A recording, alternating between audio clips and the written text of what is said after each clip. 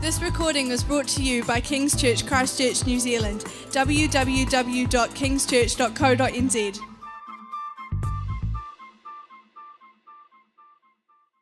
Tuia I runga, tuia I raro, tuia I roto, tuia I waho. Tuia te here tangata, ka rongo te pō, ka rongo te ao. A tuia I te muka tangata, hi takia mai I Hawaii ki nui, Hawaii ki roa, Hawaii ki pama mao. A to hono ki te wairoa, ki te whaiao, ki te ao maorama, ti hei mauri ora. Ko te mihi tuatahi e pā, e iwa matua te kore, tēnei te tuku mihi ki a koe. Nō reira, e ihu karaiti, tēnā koe, te tōhonga o ngā iwi o te ao. Nō reira, ki te wairua tapu, whakatata mai, whakapuri mai, tēnā koe te wairua tapu. Nō reira, ko te tokotoru tapu, tēnā koutou, tēnā koutou, tēnā koutou. Ki te whenua e karo pōtia, mihi mai, nō reira ki te taiao, tēnā koutou, e hōmā. Nō reira, e te whānau, tēnā koutou e hōmā, ko Waio, ko J. Ruka, ka pai. I tipu aki au kei Kawatiri Westport. Engari te maunga tūpona kei Taranaki tōku maunga, ko Waionganga tōku awa, ko Tiati awa tōku iwi. E noho ana au I nai nei ki Whaingaroa, Raglan. Yeah, you got that one? Woohoo! Yeah, awesome. Yeah, shot, yeah. So, kia ora guys here, my name's Jay. All that to say, I grew up in a town called Westport. Anyone been there? Yeah, I now live in a town called Raglan. I've been there 2.5 years. Before that, I was in Tamaki Makaurau in Auckland for 17 years. Before I was in Auckland, I was obviously back in Westport. When I finished high school, I wondered what to do with my life. Thought I'd become a school teacher, so I shifted to Christchurch. Yeah.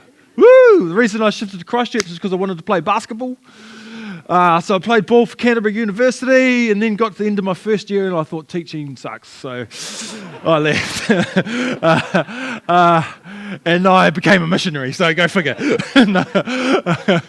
But anyway, that's a little bit about me. I thought I'd wear my red and black today. I've been up in the North Island for about 17 years, even though I was actually born up there. But if you still press me, I would still be a Crusaders supporter. If you really press me. But anyway, I definitely support the black and white. But anyway, but look, it's a privilege to be here today. Excuse me, just going to have a cup of Joe here. Thanks for inviting me along. I was on staff at a church in Auckland for 6 years called Edge Kingsland, involved with the pastoral up there and being a part of making the music up there. And just over 3 years ago, the Lord spoke to my wife and I about leaving what we were doing there and giving myself to speaking itinerantly. So what I do is I speak about the history of Christianity in New Zealand. That's a lot about what I do. The book I've written and the message that I talk about is called Huia, Come Home. And let me tell you a little bit about this.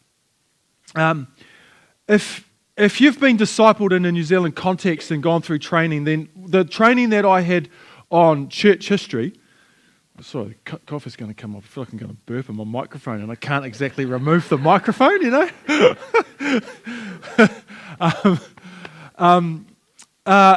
So church history starts with Jesus, right? A good place to get some of the starting point in.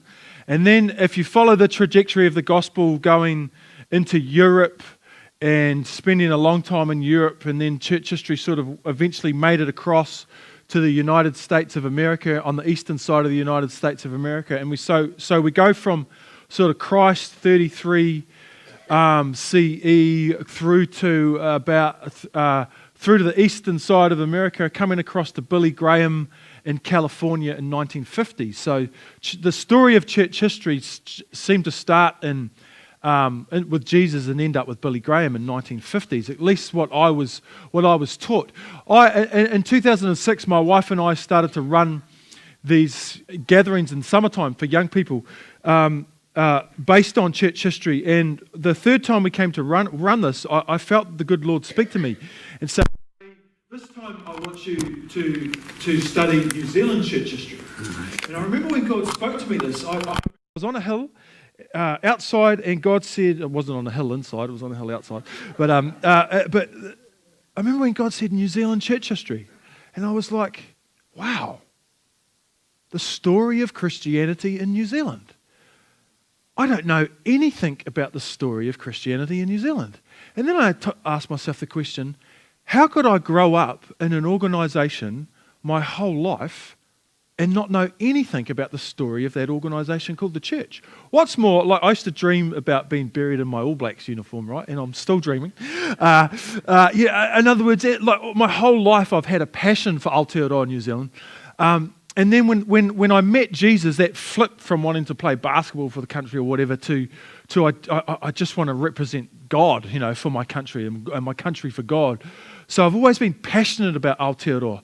But I was blown away. Why do I not know anything about the story of the church in New Zealand? And anyway, we ran this gathering in 2008, and in the middle of learning about some of this history, my wife has this dream, and this is what she sees in her dream. She sees a really, really large chicken. A chicken was like this tall, like 3 stories tall, if not a bit bigger, standing in front of a massive pahutakawa tree, dominating the landscape, right? And then she heard the word, you can't quite see it, but in the top right corner, she heard the word Huia, and she woke up. And then when I saw her next, because she had this dream in an afternoon nap, and I said, look, this is what I saw. I saw this really, really large chicken, like it was so big that she laughed in her dream. So, oh my God, that's a big chicken. And she heard the word Huia, and she goes to me, like, what's Huia? And because my wife's from America, so she didn't know what a Huia was. So I said, it's a native bird to Aotearoa, New Zealand. And so go to the next slide. This is what the Huia sort of looks like. This is a picture of a Huia that's been erected in Palmerston North Square. But anyway, this dream it's a dream of 2 birds. Now, I don't know if you know this, but the chicken is not from Aotearoa. Right? Got that? The chicken is a bird that's been imported into this land. Now, have you heard of the term pecking order? Right, so the pecking order, that term comes from chickens, because chickens pick the snot out of each other, trying to be leaders of the pack. Now, the chicken has surpassed the sparrow as the most common bird in the world. There's now more chickens in the world than any other bird. Any guesses why? Think of 3 letters. KFC, baby, right? Yeah, that's one for the football team, bro. Yeah. Right. So who in this room, did anyone in this room grow up having chicken once a year? Now look at that, young people. Look at this. This is a history lesson right there. Right? Not too long ago, in New Zealand, you would only have chicken once a year and on Christmas Day. That's how my father and my mother grew up. Oh, tēnā koe te manu. Oh. You heard me talking about birds, eh? Just go back, please. Just change it when I say, if you can there, Karen, that'd be great. So the chicken has now surpassed the sparrow as the most common bird. He's like, hey, bro, we're going to beat you up. As the most common bird in the world, right? Whereas the Huia, on the other hand, is a bird that is unique to this landscape, unique to this place, but it's now extinct. Now, have you ever seen any of the old Māori paintings, or either old Māori photos, and there's feathers in the hair? Most of the time you'll see feathers in here, not all the time, but most of the time they're Huia feathers. And that's because in the Māori world, the Huia was the most sacred sign that you could give someone in your community. It was the most sacred tohu or symbol. The Huia bird in the Māori world was one of the most sacred birds in a Māori context. Most huia had 12 tail feathers, and depending what iwi or what tribe you come from, the layers of the heavens in the Māori world, there's 12 layers, and the huia's tail feathers represented the spiritual realm of the heavens in Te Ao Māori. So this bird, from a Māori perspective, is one of our most sacred symbols, but we've lost it. It's gone, it's extinct. There's two reasons we lost it. One is because of farming. Like we cut down the forests and got rid of the habitat of the huia, and their homes got smaller and smaller. The second reason is because in 1901, the Duke and Duchess of York came out here to visit the colonies. They came they were in Rotorua, and because the Duke was a chief, right? One of the kuia, one of the old Māori ladies, gave the Duke a feather, and he put the feather in his hat. Journalists took photos of those of the Duke with his feather in his hat. They went into newspapers all around the world, and all of a sudden people all around the world wanted a huia feather. That was in 1901. The huia was last seen in December 28, 1907. So it took 6 years to hunt the huia to extinction, all for the sake of a huia, of a fashion statement. So the bird, the manu, the bird that's the most sacred symbol in the Māori world, was hunted out because of fashion around the world. Now, from this dream, my wife and I we've coined this phrase called huia come home. In other words, we're living in a time where I think for us in New Zealand, God is wanting to say to us, hey guys, there's parts of my glory, there's parts of who I am that I've put into the landscape of New Zealand that's nowhere else around the world. No, there's parts of who I am that's here. And I want you to learn from a way of thinking and a way of being that is here in Aotearoa. And now it's not that the chicken's wrong, right? Right? It's not that it's wrong. It's just it shouldn't be 3 stories tall. Right? That's not healthy. You know, you can drive from a day a chicken's hatched to the Tegel factory, 32 days. Right? Pump the sucker with steroids. Blah, blah, blah. I'm a nani chicken. Yeah. Right? Send it off to Tegel. Right? But chickens should not be 3 stories tall. And so what I'm witnessing over the last 10 years, since 10 years ago, since Aaron had this dream, God is speaking something into our world and to our land at the time where He's wanting to say, there's parts of my goodness that I've put in the Māori world that for so long in the story of New Zealand, most New Zealanders haven't been able to see my glory, my goodness that is there. All the nation sees is the statistics. I don't want you to... Don't do away with those, but what I want you to see is the beauty. I want you to see the glory, because it's the calling out the goodness and the beauty and the glory to which things are going to change and things are going to happen. Now, Aaron and I had this, my wife had this dream in a week where we were hearing for the first time some of the incredible stories of Christianity in New Zealand. If you can go to the next slide. Missionary George, I've got the wrong figure there. Missionary George Clark, in his journal in 1845, wrote an estimation of 64,000 Māori attending church on Sunday. I put 65, it actually should be 64. But check this out. For the first 20 years of missions activity in New Zealand, there were 2 converts. One of those was because a missionary wanted to marry a Māori lady, so she had to convert, and that marriage lasted a week, go figure. But for 20 years, there's 2 converts. And then between 1835 and 1845, you go from 2 converts to 64,000 Māori going to church on Sunday just in the North Island. At the time in the Bay of Islands, 3,000 Māori training to be ministers. Training to be leaders. Now, the church in New Zealand worships 5 things: Father, Son, Holy Spirit, the Bible, and revival.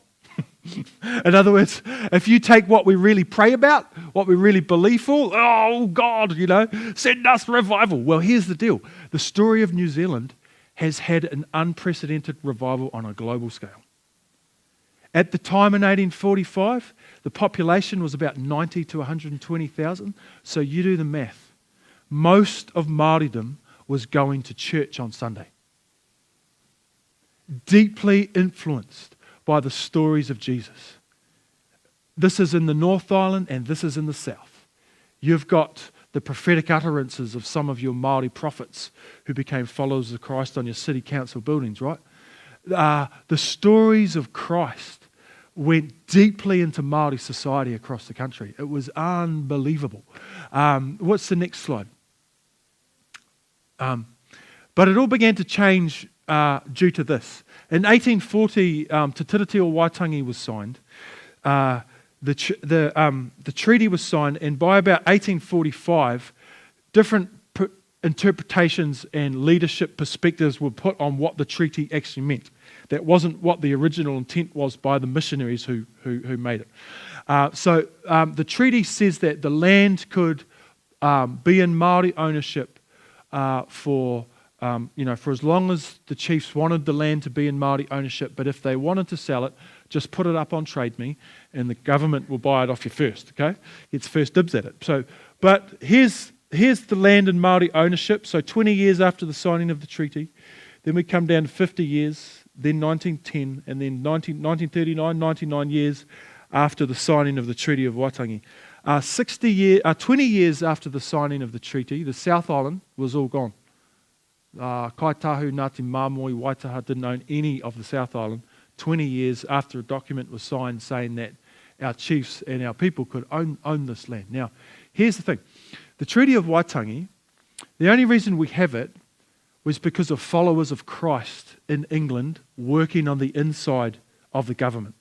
Have you heard of a fellow called William Wilberforce? Right, what's he famous for? So his nephew, Sir James Stephen, was the politician on the inside of the government in 1839 that stood up and said, hey, if we're going to colonise New Zealand, then we're not going to colonise New Zealand like we colonised India, like we tried to do in Ghana, Sierra Leone, Canada and Australia. He says if we're going to colonise New Zealand, then we're going to realise that there are a people there that we're going to enter into a partnership first. It's the first time that conversation ever happened in all of Britain's colonising history. Do you know how many treaties we have in New Zealand? You know there's over 700 treaties in the United States of America, but most Americans don't know any of them. We have one that all New Zealanders grow up knowing something about, a little bit. Whether that's good or bad or right or wrong, the truth is that it's in the psyche of New Zealanders. The reason for that is because right at the conception of it is a spirit of truth and justice put there by followers of Jesus Christ. It is a beautiful thing.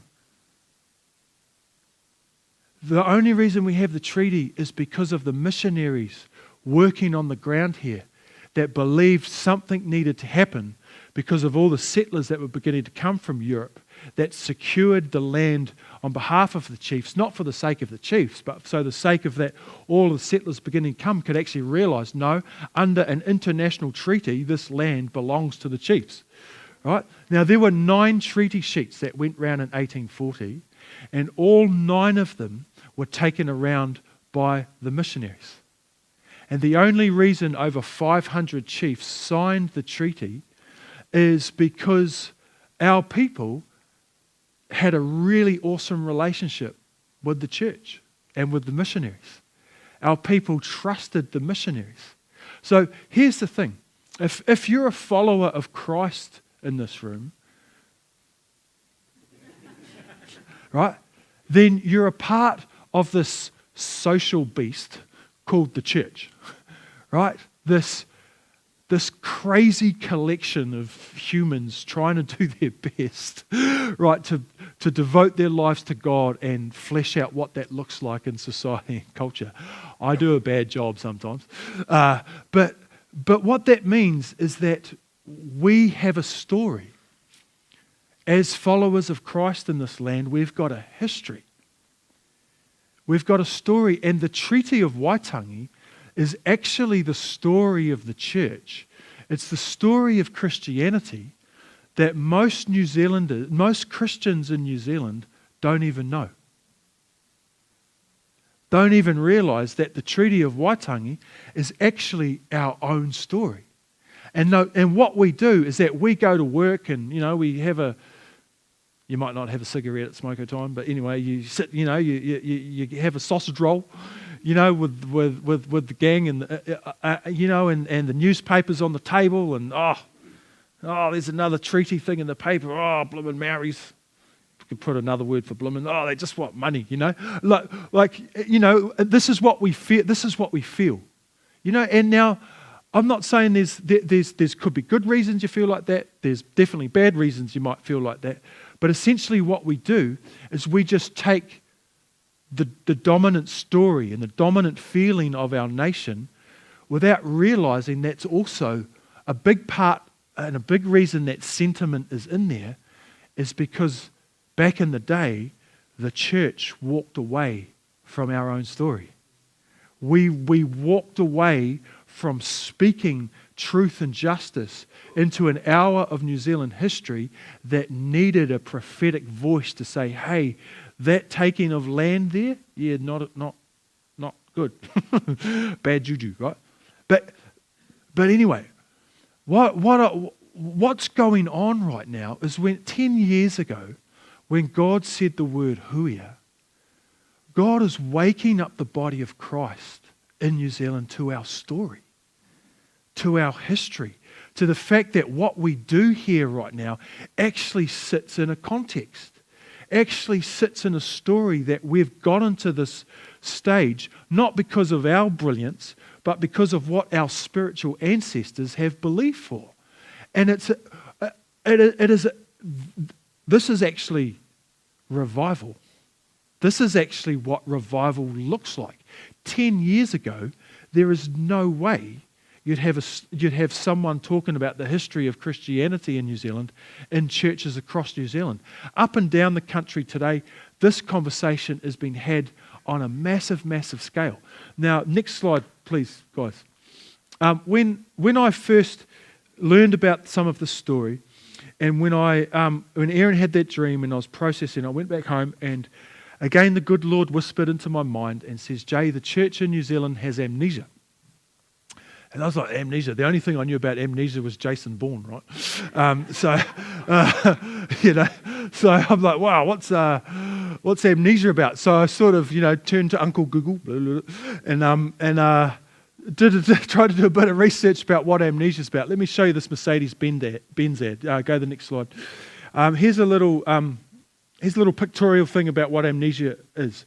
On your left side of your brain is what's called your semantic memory. So the left side of your brain is all the facts and all the information that tells you that that's a chair, that there's a cup over there. When anyone walked in the room today and they put the hand on the door handle, did anyone put their hand on the door handle and go, oh man, that is an awesome door handle. Oh, feels so good. Anyone? Right. Well, as if you did, you probably need to go and see a doctor, right? But unless you're just a design aesthetics that off this extreme. But anyway, in other words, the semantic side of your memory is just stuff that you know how to do life. On the right side of your brain, on the right hemisphere, is what's called your autobiographical memory. In other words, on that side of your brain is your personal story. The stuff that means stuff, the stuff in your life that's even painful. If I say to you, go to last Christmas Day in your mind, so go to last Christmas Day, right? Go to last Christmas Day's dinner, food's on the table. Can you got a picture in your mind right now? Has anyone got a photo in your mind, or is it a movie? Who's got a photo? Right? Who's got a movie? Anyone seen it in black and white? Yep. Anyone in colour? Can anyone smell the food? Yep. Right. So all that information is stored on the right side of your brain. If you have retrograde amnesia, guess which side you lose, right? you lose your autobiographical memory. That part of your personal story is shut down and is lost and is gone. Now, if you were to be in a room and you ask an amnesiac, hey, bro, who are you? Blah. A lot of the times, those who have severe amnesia, because they don't know who they are, they've got to make up something from whatever's in the room. Or they might say, they're at a doctor's conference, so they'll say, hi, I'm a doctor, or whatever it is. In other words, they just because they've lost it. So they've got to answer the question by taking up what's immediately in the room and explaining themselves by what is immediately around us. This is what an amnesiac does. Now, a lot of the times, this is what the church does. The church takes the big cultural stories of the day, right? Whatever's culturally important to us. This is not wrong, by the way, but dominantly, this becomes who we are. The narrative of the now becomes everything about what we're about, without realizing that there's this big backstory to what even makes the now exist. Does that make sense? So if we have amnesia, essentially we've lost our story, and all we've got to go on is the here and now. Next slide, please. Right, Pai Pera Tapu, the Bible, right? So the law is read in the book of Deuteronomy, right? And it's put down. And at the start of Deuteronomy, what does Moses etch down? All these laws. When do you teach them to your children? Right, when they lay their heads, when they wake up, put your story on the gates of your post, of your garden, put them on the doorpost, put them in the garden. In other words, your story. Teach your story to your children every day. Teach them about where they come from, right? Joshua crosses over to the promised land, the first cross-training thing in history, right? He asked 12 guys to pick up 12 stones to build an altar. Why? So that the generations can look back and remember what God has done, okay? The book of Psalms. Why do we have the book of Psalms? How many Psalms are there? 150 songs collated into 5 books that represent the Torah, right? These Psalms were collated in Babylon because you have a history of a generation of Jewish young people that have not been born in their land. How are the leaders going to teach this next generation their history? They're going to teach them their history by getting them to sing their history. This is what God has done. Those songs that we have been collated to teach the Jewish nation their history, their story. This is what God has done in your life. The book of John, right? The key to the book of John is John chapter 20, verse 31. He writes this, I write this so that you might know that Jesus is the Christ, the Son of God. So John writes the entire book of John so that you might remember that Jesus is indeed the Messiah and the Son of God. Because 60 years after Christ, they were beginning to forget it. Right? This culture and the society was beginning to forget it. Now, in Revelation, St. John also has a whacked out vision one day, right? He was on an island in Patmos. No, go back. Go back to the other slide. And in Revelation chapter 12, right? He has this really crazy vision. Who knows what he was smoking? But he has this vision of dragons and beasts and 10 heads and all this sort of stuff, right? But in this context of having this vision of this dragon, he goes, they overcome this dragon or the evil one through 3 things, right? Love not their life even unto death, okay? The blood of the Lamb, the word of the testimony, and they love not their life even unto death, okay? Now here's the thing, the second one, it says the word of your testimony. Now, what is your testimony except the apprehension of your memory and applying it today? If someone has amnesia, they have no memory. If someone has no memory, they've got no testimony. If someone's got no testimony, they've got no power to overcome darkness. No power to stand up amidst social evils and social ills and go, no, No more. No more. Your testimony, our testimony, is one of the most powerful things that we've got to declare and to speak against social darkness and social ills that go on in the globe and in the world today. What is happening across our land right now is God is awakening up the body from amnesia. Go to the next slide. Jeremiah 29:11 says what? Right, for I know the plans I have for you, plans to give you hope and a future, right? Future. So the Hebrew word future is aharit. The picture that goes with the Hebrew word aharit is to row a boat. So when you row a boat, where are you going? Forwards, but where are you looking? Backwards. So the Hebrew understanding of future is to actually look back to the past. It's the same worldview in the Māori world, right? Haere whakamua titiro whakamuri. In other words, we walk backwards into the future, right? So even though we're heading forward, we're looking back. Why? Because when I look back at the wake of my boat, I can look onto one side and I go, man, Jay, what you did there back then, woohoo, that was awesome. Let's see some more stuff like that happen, right? What happened in the 1830s and 40s with Māori, man, let God do that again. Yet, you know what happened in 1845 when the Crown came in and began to execute some stuff that wasn't bad? Let's not do that, right? So if I look back, or when I go, Jay, remember that time when you were 22 and you made a really dumb decision? Don't do that again, right?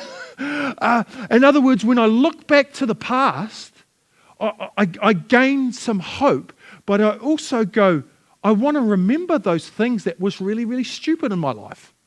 Because if I don't, I'm likely to repeat them, right? The past, as followers of Christ, when you come to Christ and your life is consumed by wairua tapu, by the Holy Spirit, right? Godly sorrow leads us to repentance that leaves no regret, right? So the sting of death, the sting of the past goes.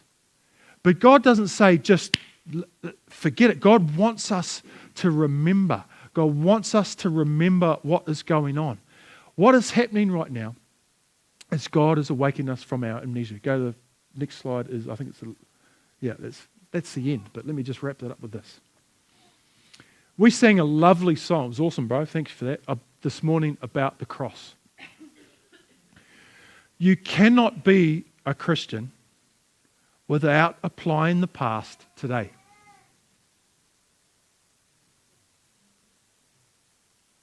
It is impossible. How important is the past? You can't have a faith without the past. If you do what you do without the past, all you are is a secular humanist. Trying to be a good moral person in society and culture. From a Hebrew understanding, what does Christ say when the Sadducees come up to him and challenge him about the afterlife? And Jesus says, well, they make up a question about the brother, someone who marries someone and they die, and then she marries the brother, all this stuff. And Jesus says to them, you are gravely mistaken. What does it say? God is the God of Abraham, Isaac, and Jacob. God is the God of the living, not the dead. Right there, 2,000 years ago, he goes back 2,000 years and says that the ancestors 2,000 years ago are alive. In other words, here's the deal. You can't follow God and follow Christ without accessing every single day what Jesus has done 2,000 years ago, and then what his Spirit connects into you today because of that. You can't be a Christian without bringing the past into you. And I want to say to you today, I've had a great weekend with many of the churches came together yesterday, having a little conversation. Like post-quake Christchurch is obviously different. Your children will never know the Christchurch that you grew up in. They never will. From the ground up, you get to experience and you get to grow a brand new city that is not, in a sense, importing from England on top of the land. Now it's going like this. Now, let me just make this clear too. My wife's American, right? So a dream about a Huia, an indigenous bird, came from an American woman, came from a woman that's not even born here, right? My tupuna on my mum's side, my ancestors came from Scotland and England. In 1839, I had an ancestor come from Portugal. One of my mum's English ancestors married the first Chinese immigrant in New Zealand, so I am the mongrel mob. Right? Got my reds on, yeah. No, but right. So I like this is what I'm not saying that the Huia as the Māori world is the best way. No, what I'm saying is that we're living in a time where all of these other nationalities that, in a sense, are predominantly Western have come in here and established our way of life, for good and for bad. But we're in a time where it's now time where God truly wants us in this nation to learn from His glory that He's put here and nowhere else. And that glory is in Te Ao Māori. Now, I want to tie this message to the fantastic word one of the ladies shared about empty jars. When it comes to the Māori world, you might feel empty. You're like, man, bro, I'm white as rice, right? I got what the heck am I going to do in Te Ao Māori or the Māori world? It's not about being white or brown, right? It's about God. I know Jack. I don't know anything. Like, how do I enter into a Māori world? How do I understand, follow your spirit and the missionary zeal by learning from a Māori perspective? I don't know what to do. Then, if that's the case, you're a perfect candidate. Like a perfect candidate to go, God, I know nothing. God, I'm from England. Yet your spirit has brought me here at a time when this is what God is doing in the country. You read this verse this morning, Matt. At just the right time, God sent His Son. At just the right time, God sent you guys here. At just the right time, God has said, now's the time for Aotearoa, that there is this merging of a dream that started 178 years ago, where Māori were here. Now, do you know that Māori are the last indigenous people to settle in their homeland? Of all the movements of people, Māori are the last, so we're the little brother of the world, right? But at just the right time, this indigenous people, God sent His Son. God sent the gospel through our European missionaries. And in the midst of that gospel, a treaty was formed.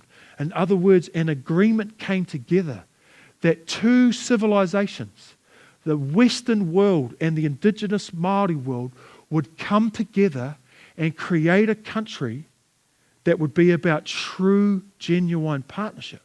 For whatever reason, for many, many reasons, we are of the generation where that hope and that dream is coming back to us from the Spirit of God.